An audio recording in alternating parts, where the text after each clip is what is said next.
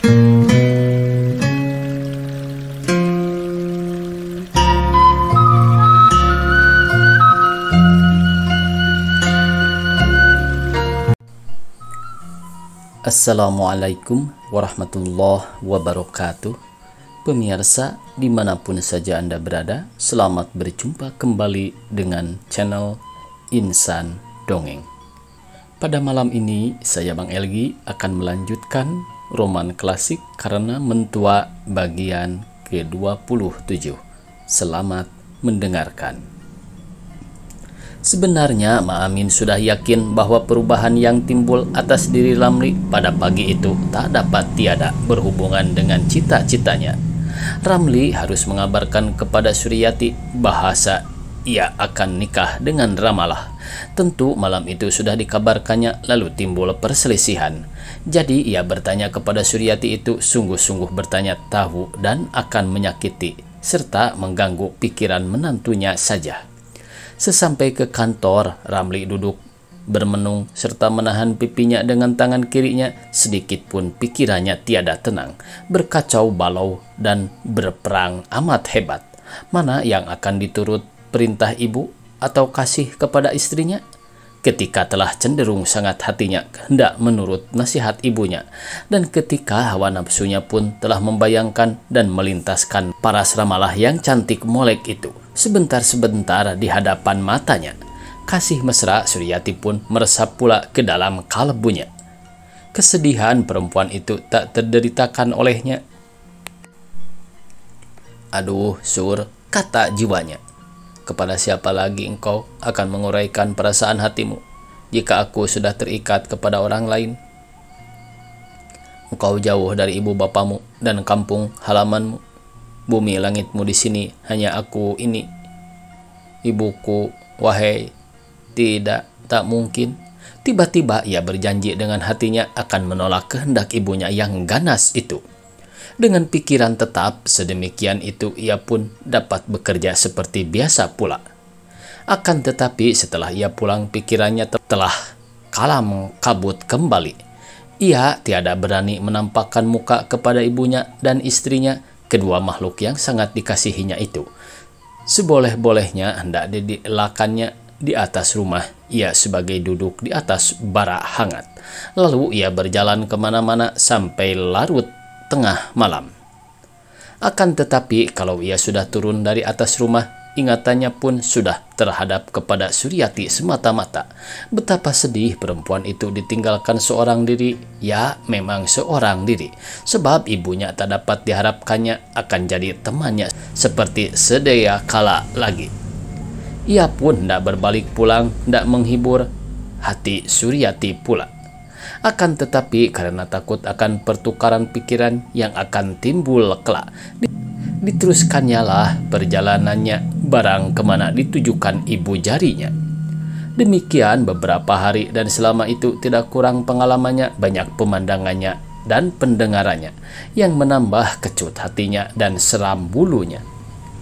Pada suatu pagi Suryati pergi ke pasar dengan babunya. Ramli tiada pergi ke kantor, hanya hendak berjalan-jalan pula rupanya. Maka Ma Amin pun berkata dengan agak keras dari kedudukannya, "Ramli, hendak kemana pula engkau?" Orang muda itu terkejut dan berpaling kepada ibunya. "Hendak ke tepi laut, ibu," katanya dengan suara tertahan-tahan. "Dalam beberapa hari ini kulihat tak puas-puas engkau berjalan-jalan, tak pernah berjejak di rumah. Duduk kemari, aku hendak berunding dengan engkau sedikit," kata ibunya itu, seraya menatap muka anaknya yang tiba-tiba jadi pucat itu. "Apa ibu?" tanya Ramli sudah duduk ke atas sebuah kursi di hadapan Ma Amin yang kuasa itu. "Baik begitu, supaya dapat kita bercakap-cakap dengan tenang. Dan Ramli," kata ibunya setelah berdiam diri sejurus, "sudah engkau kabarkan niat kita kepada istrimu, ha?" Orang muda itu berdiam diri sejurus, menarik napas panjang 2-3 kali. Kemudian ia pun berkata dengan sabar, "Niat apa, ibu?" "Niat apa? Sekarang engkau bertanya lagi? Niat apa? Niat apa? Yaitu niat engkau akan diterima orang jadi menantu, bukan? Oh, kata Ramli dengan senyum masam. Sangkaku ibu hanya berkelakar saja. Ramli, kata Maamin dengan cepat. Ingat sedikit, aku akan berkelakar dengan engkau. Tidak, perkara itu tak dapat dipermain-mainkan.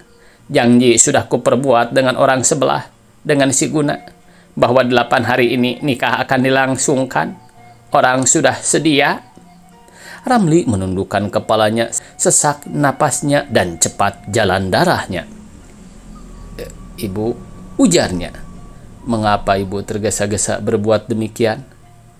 Sebab penting sekali, penting bagi dirimu, bagi diriku, dan bagi masyarakat kita juga, nak manis. Kalau penting juga bagiku, mengapa aku tidak dibawa serta dalam permusyawaratan membuat janji itu?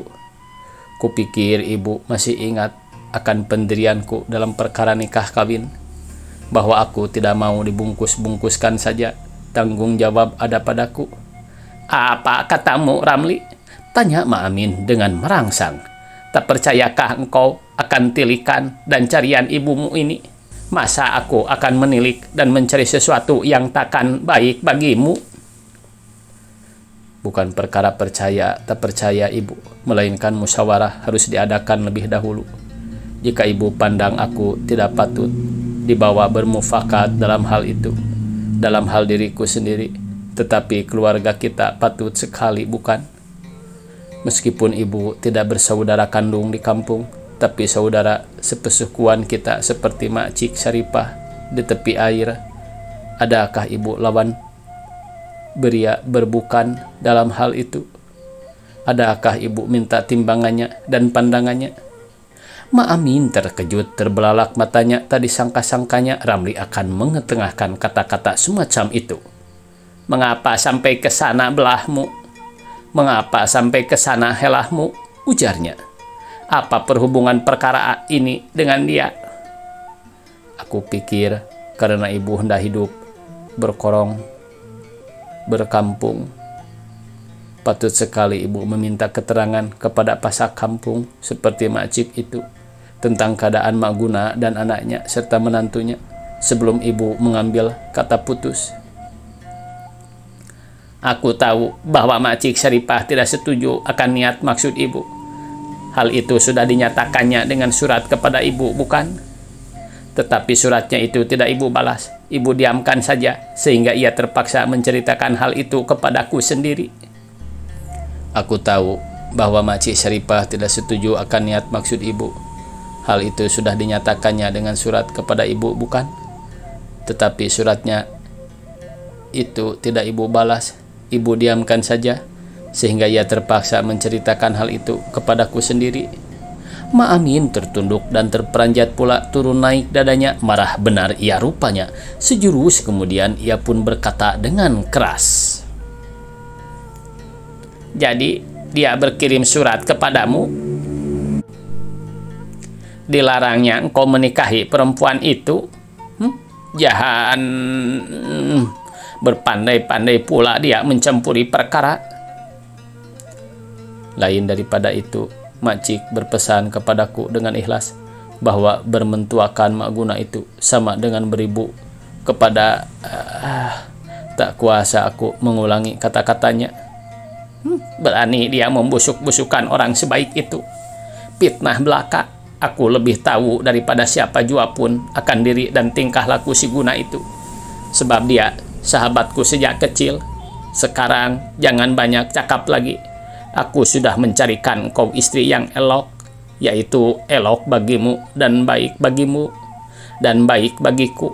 Dan pencarianku itu harus engkau terima. Habis perkara. Ya Allah, dari dahulu pendirian ibu serupa itu sudah kubantah dengan tegas. Aku tak mau dicari-carikan. Aku kawin dengan Suryati, menantu ibu sekarang ini. Bukankah atas carian dan pilihan dan tanggung jawabku sendiri? Akhirnya perbuatanku itu ibu benarkan, sehingga ibu pun senang hati jua bermenantukan dia. Kini, wahai, sampai hatikah ibu merajam Sukma Suryati yang menumpangkan nyawa kepada kita di sini. Semakin terbakar belerang, orang tua itu marah tak terperikan. "Hei," katanya kuat-kuat, "merajam Sukma Suryati bagaimana? Aku mengapakan binimu yang molek itu, yang beradat sopan, yang sangat hormat kepada lakinya itu? Tidak, memang engkau sudah pandir.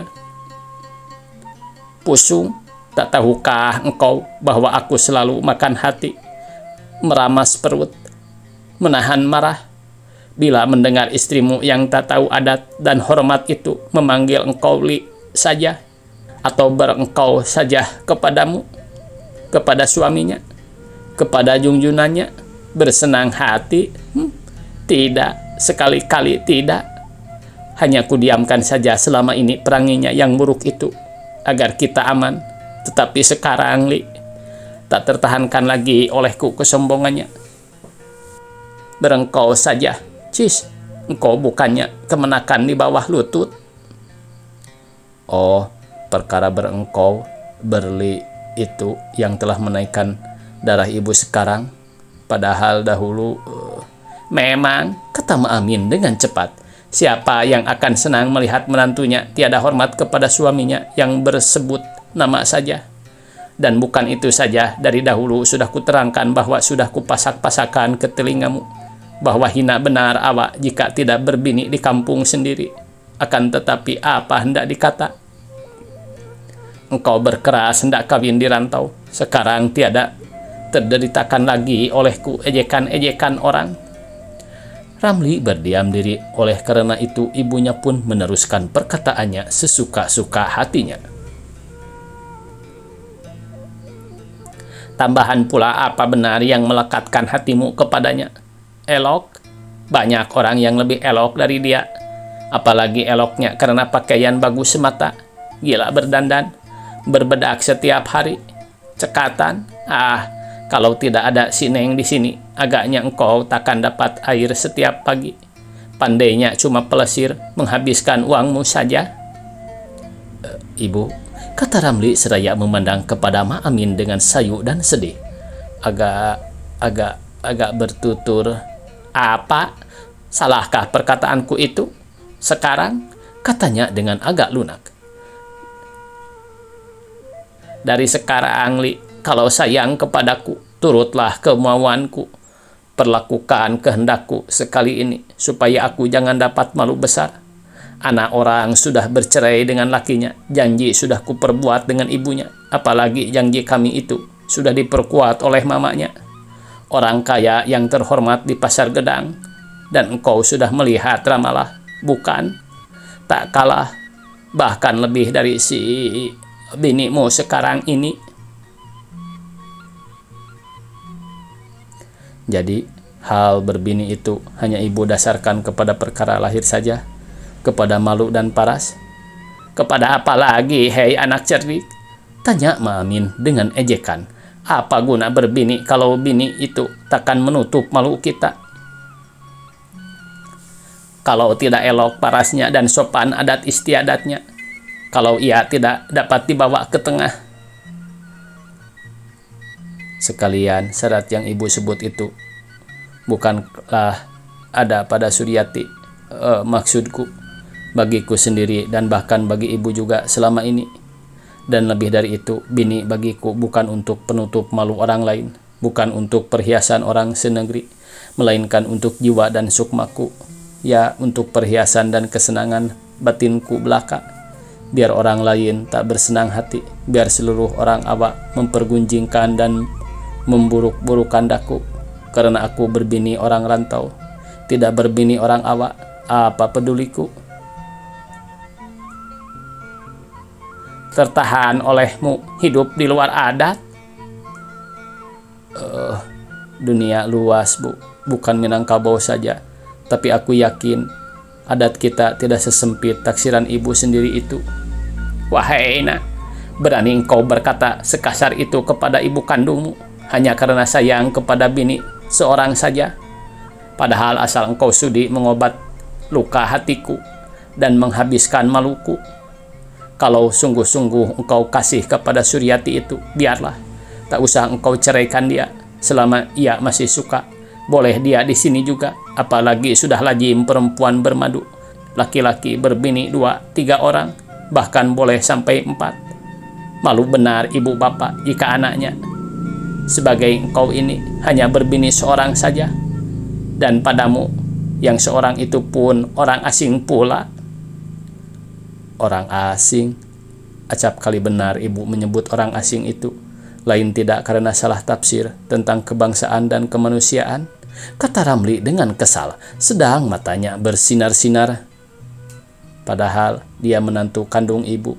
Sudah lama pula ibu dengan orang lain-lain yang selalu menyakiti hatiku itu, lain tidak karena iri hati semata-mata.